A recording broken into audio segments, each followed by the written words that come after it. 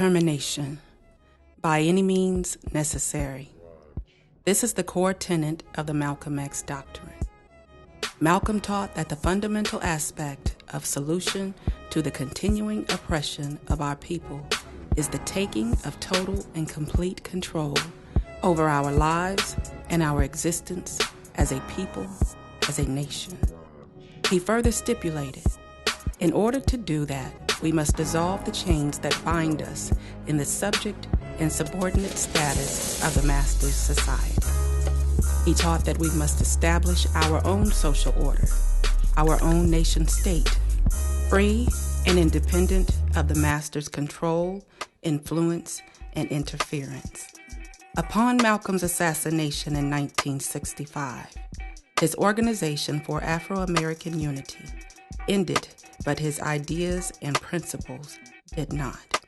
In 1968, over 3,000 Black people from across America convened in Detroit, where 500 delegates of the numerous Black nationalist organizations representing several millions of our people drafted and ratified a Declaration of Independence. Named our nation the Republic of New Africa, formulated a constitution known as the Code of Umoja, identified and claimed our nation's territory and structured a government. National elections were held later that year.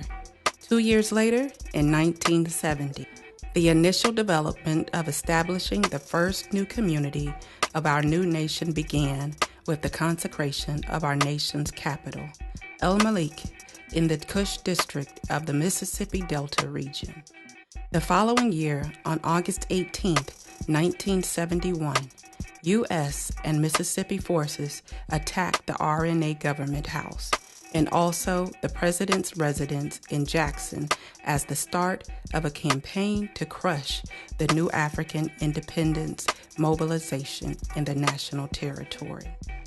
These events are a significant part of the history of the New African Independence struggle for nationhood and sovereignty.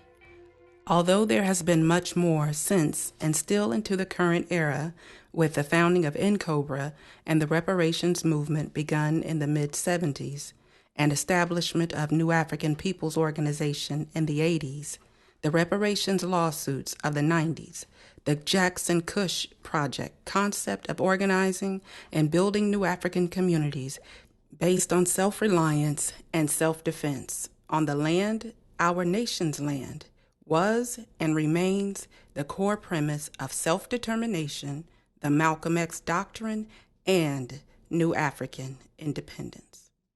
Free the land.